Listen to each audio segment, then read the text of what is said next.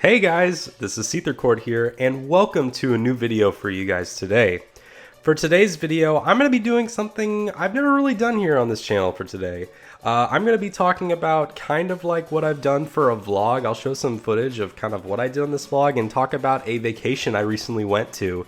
And I'm going to be reviewing this vacation that I'm about to get into, which you probably already know based on the title of this video. And I'm going to be giving you guys my thoughts and experiences on it and let you guys know whether or not I would recommend for you guys to go to this resort. So yes, this is like my first video on my new channel, my 5th channel, gonna be the Seether Travels, where we travel all over the United States and Canada, and we go to North Korea. So to get actually into where I went, early in this month of January, I went with my wife on our honeymoon to Walt Disney World Resort in Orlando, Florida. To give you guys a little bit of context to my experience with Disney World, I went there a few times when I was really young, and I think before this upcoming 2022 trip, the last time I went to Disney World was probably, I think, either 2013 or 2014.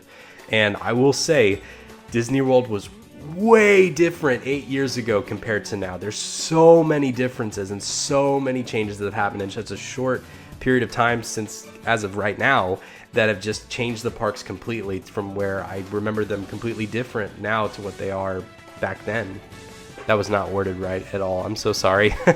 So to give you a little bit of context of what I'm going to do for the rest of this video, I'm going to tell you guys in each detail what I've experienced. It's a little bit different from than when I originally went, what they have implemented right now, my experience with it, the good, the bad, and then after all that, I'll tell you guys whether or not I would recommend you guys come to Disney World in 2022. First things first, we went in the second week of January.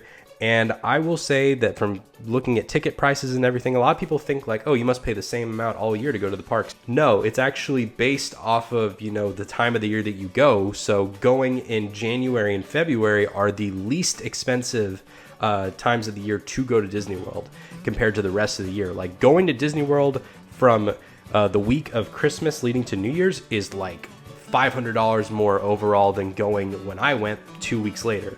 And a lot of people also note like, oh my God, Disney World's getting so much more expensive as time goes on, which it is. It's getting way more expensive. And the reason why is because more people want to go to Disney World.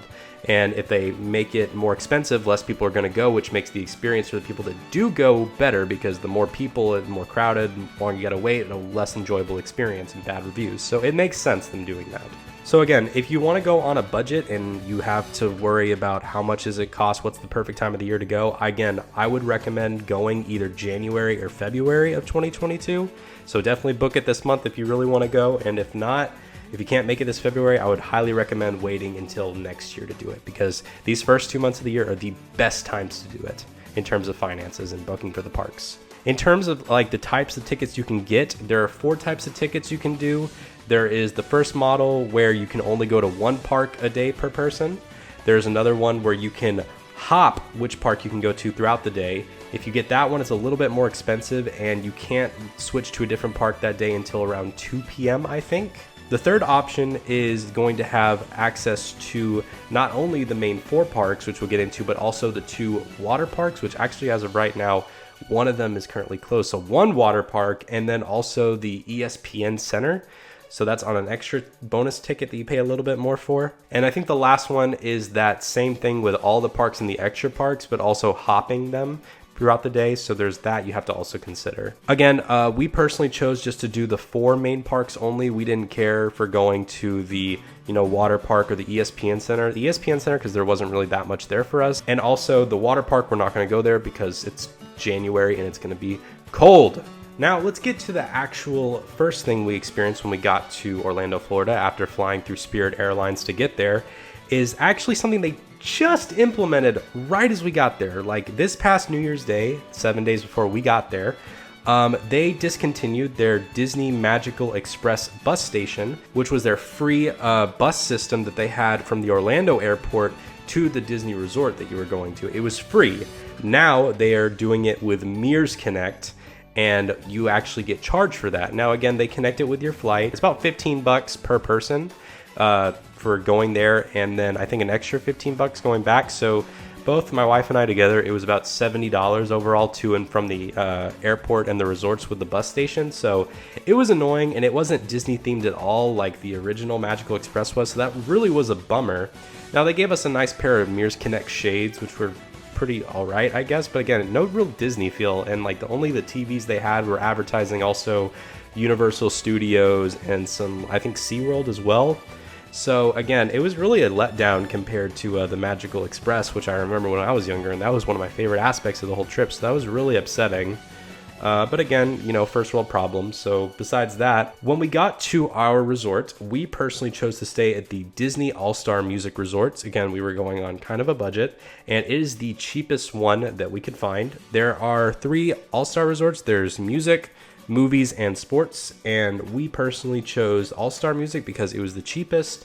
And we also ruled out the movies resort because it has the worst reviews of the 3 of them based off of what I've seen. The only downside to the All-Star Music Resort was that they didn't have gondola access to the parks like the movies did. That really bummed me out. But again, All-Star Music Resort was nice for what it is. It was very simplistic compared to these other really high-class, resorts that a lot of people go to. But again, we were there for the parks and just enjoy each other. And we weren't really there to, enjoy like high quality, hotel rooms. We're not really for that. But it was nice inside of our hotel room. It was really, there was some Disney themed stuff. There was some like Mickey Mouse cartoon stuff, on the walls of our resort room. And then inside the lobby, they had, gift shops, and they had, a bunch of like popular rock music and other types of genres of music of famous musicians all over the resort, which was really cool.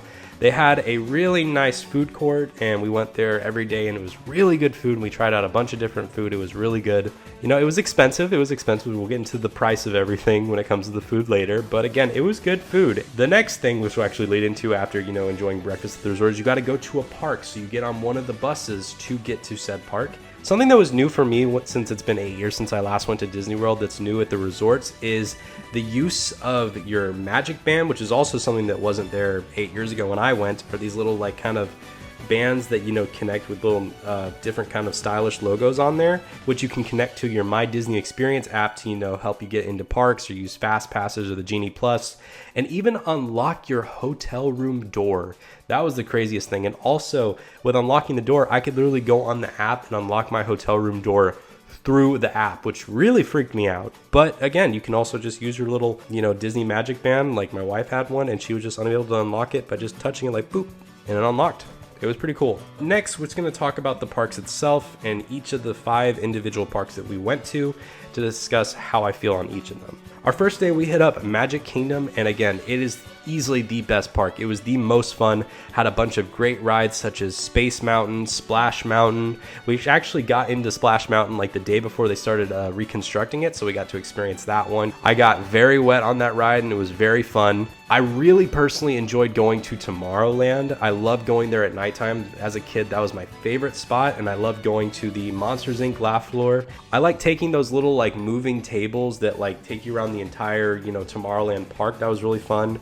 Walt Disney's, I think it was Carnival of Progress. That one was really fun to watch too, with the rotating carousel kind of like show, and it moves the whole walls. That was really cool as well. The last thing that sucks is they didn't have the Lilo and Stitch ride anymore. They got rid of that, and that was a little sad. And the last ride that I really enjoyed was the Buzz Lightyear ride too. That was really fun. One thing they do really cool at Magic Kingdom is that they have a big light show at the end of every night to celebrate their 50th anniversary, and they do this big light show on the castle, and tons of people huddle up in the center to watch it, and it was really cool. Day 2, we hit up MGM, or also known as Hollywood Studios. It was unfortunate seeing that they got rid of the giant Mickey hat from when I was last there. They took that down like 5 or 6 years ago. I remember the Great Movie Ride growing up, and that's not there anymore, and they replaced it with the Mickey Mouse Ride, which actually, we got stuck in line for a long time because of the fact that there were some issues with the ride, so we were just sitting for like 30 minutes on top of waiting in line for an hour. And then we finally got on the ride, and halfway through the ride it malfunctioned again, so we were just sitting there with Daisy Duck just looking at us very creepily, and it was just weird just sitting there for 20 minutes. And then the ride ended, and that was the only ride I got really disappointed in there. We went through Rock and Roll Roller Coaster with Aerosmith. That one was really cool. We also took on the Twilight Zone Tower of Terror ride, which I remember from my childhood, and that one was really cool as well, where you go all the way up and then you jump down. That was really cool. And one that was not there, which I was really looking forward to going, this was the #1 thing I wanted to do when I got there leading up to it, and that was the Slinky Dog Dash ride at the Toy Story Land area.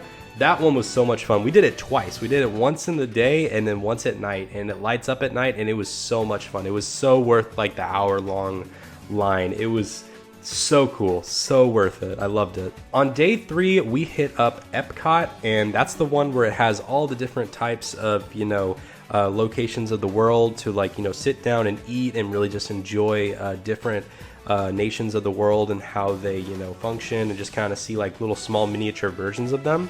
It was very nice to experience that, and had a lot of great food. We didn't really spend that much time on rides because there weren't as many rides as other parks there, so we just focused on eating good food at France and then also at Mexico, and we just enjoyed looking at Canada and Ireland and the UK. It was so good. I really enjoyed going to Japan and going inside the gift shops there. They had a lot of Nintendo and anime stuff there to look at. It was really cool. Now, in terms of the rides that we did look at, we got to see Mission Space for both the Earth and Mars parts of the ride. So we did it twice, and that was really cool, where you're in this little like spaceship thing and it moves you around, which was a really fast race car ride that goes outside, and it's a really quick ride, but it was really cool with designing a car for it too, and you kind of like race along other people. It was really fun. The last thing we did there that was not there again from the last time I went was the new Remy's Ratatouille Adventure ride.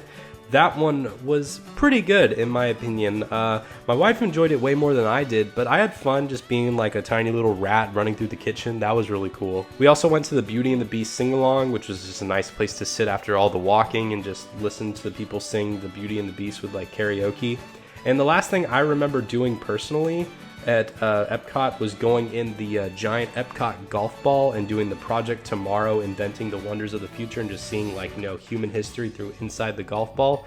It was really cool. The next day we ended up going to Disney Springs on our break day, which I have to mention, Disney Springs is a park you don't have to buy a pass for. You can just go whenever. You just need to be signed into the resorts, and then you can just get on a bus and go to Disney Springs without like a check-in or like a Magic Band pass to get in for the day. You'll be good. They just had a lot of shopping stores and restaurants and even a movie theater that you could go to, and it was just a nice place to kind of get like a shopping center, something more for the adults and everything, to kind of like calm down from all the rides. We went to the Coca-Cola store, and at the top you can get on like this nice big patio and see the downstairs and also the people below you, and you can try out 16 different flavors from around the world of like flavors of Coke, and there were a bunch of crazy flavors from all over the world. It was just so nasty, some of them, but some of them were really good. The Chinese one was really weird, with like this weird plum flavor that tasted like barbecue sauce. And I think the one from Italy was like the worst one that I couldn't finish because it just tasted like tonic water. And we also enjoyed going into the M&M store and checking out Disney World, a Magic store. That's pretty cool as well. And just seeing everything to just relax that day, it was very nice and refreshing, just kind of get like a chill day. Day 5, we hit up Animal Kingdom. Again, it's basically Disney's kind of like zoo part of its park, and they have all the animal theme rides and a bunch of, wildlife and zoo attractions with real animals just to check out. To get into that, we got into like this nice little buggy ride, and we got to see a bunch of Disney animals on their ride, and we got to see a bunch of flamingos. We got to see a male and female tiger and lions. We saw some giraffes. We saw a few hippopotamuses. I think we saw an alligator or two also. That was really nice. We got to do Avatar Flight of Passage, which was something that was not there the previous time I was there. That was really fun to get on, where they strap you down and you basically are riding on the weird bird animals from the Avatar movie, and you like are an avatar yourself, like the blue cat people. It was really cool. We also did that big dinosaur ride. I can't remember the exact name of. It's the one where you are basically go through time to prehistoric times, and you get chased by a dinosaur and you have to get back. It was really cool as well. The last thing I remember us doing predominantly was we went to Dino World, and there were like a few little kiddie rides, and I remember being there also, and they had some carnival games, and I won my wife like a Mickey Mouse plushie at Dino Land. It was really cool. That was a really nice flashback and nostalgia for me to go back there. And on the last day we went back to Magic Kingdom just to basically look at the other rides we missed out on the first day, because they have the most rides and it would take 2 days to look at all the rides. And then after that we just enjoyed our last little evening before we had to go home, and that was it. The thing that was most annoying with all these rides is that they have to sign up for this like weird express kind of like pass thing where you pay about $60 to get access to all of your pictures. and you can't really screenshot them on your phone for obvious security reasons, but you got to pay like $60 for all of them for all the rides you took on your trip, which I personally didn't go into, and I don't really have that many pictures, but it's fine. Now, another special thing to mention, because it's the 50th anniversary and they're doing it for about 18 months at the parks, is that they have 50 golden statues of a bunch of different Disney characters hidden around all the parks, and each day Chumi and I, we made sure to try to find all of them. We found about, I think, 44 out of all 50 of them throughout the parks, and we took a bunch of pictures with them, and that was really cool to try to find all of them. Some of them are very easy and out in the open to find, but some of them are very hidden. I remember a tiny little Tinkerbell one was hidden in like a tree somewhere, and it was really hard to find, but we found it. The next thing to get into is the souvenirs, which they are very expensive, and there are some of them that I literally remember seeing at stores for literally 1/3 of the price down here than in Orlando. But again, it's a theme park. They got to keep those doors open, so it makes sense. And they're a nice little keepsake thing, because like, hey, I got it from Disney World, you know? The magic band that Chumi got was really nice. I like that one a lot. We got 2 sets of matching shirts. She got a 50th anniversary Disney World jacket. She got herself a little 50th anniversary Minnie Mouse ears, which look really cute. And that was most of what we got. I think there were a few more things, but I can't really name them off the top of my head right now. But again, they were very nice souvenirs to keep and have here at the house now. The last thing I'm going to get into before we get to the overall review of whether or not you should go to Disney World in 2022 is the Genie Plus service, which we did not use until the last day because I was hesitant, but she convinced me to do it on the last day at Magic Kingdom on our second day there. And let me just tell you, it is not worth it. Let me explain. So it was $15 per person per day. And essentially, they have a couple of rides, not all of them, but you can book a reservation to get a fast pass line. They don't do fast passes anymore for it. So if you wanted to skip a line, you had to pay $15 per person for each day to then book a reservation on the My Disney Experience app to then go at a certain time to access it. And I will say that on the days where we didn't use the Genie Plus, I was actually able to get on more rides than on the day I didn't use it. We were only able to use it like 4 times, and we had to schedule it because like, oh, we don't have that much time to go on another ride before our Genie Plus reservation, so we just gotta wait. So yeah, we only got on like 4 rides. It was kind of worthless in my opinion, so I wouldn't recommend doing it personally, unless you can really strategize getting it in on time, but that's just too much stress for me. So overall, would I recommend going to Disney World in 2022? I would say, yeah, I would recommend it. It's not as expensive as a lot of people make it out to be if you're smart about it. If you really do want to go on a budget, go to one of the 3 all-star resorts, preferably the music one unless there's a price change. Don't go to any of the higher end ones. Make sure you don't use the Genie Plus experience. Make sure you go in either January or February when it's least crowded and it's going to be the cheapest as well. If you really want to go on a budget, I wouldn't recommend going to each of the 4 parks, but that's kind of the whole big experience altogether. But if you can only afford to maybe go 1 or 2 days, I would recommend Magic Kingdom and either Animal Kingdom or Hollywood Studios personally. If you also want to save money, I would recommend not eating at the restaurants. We did a lot of the time. That's where most of our money went towards, but it was really good food.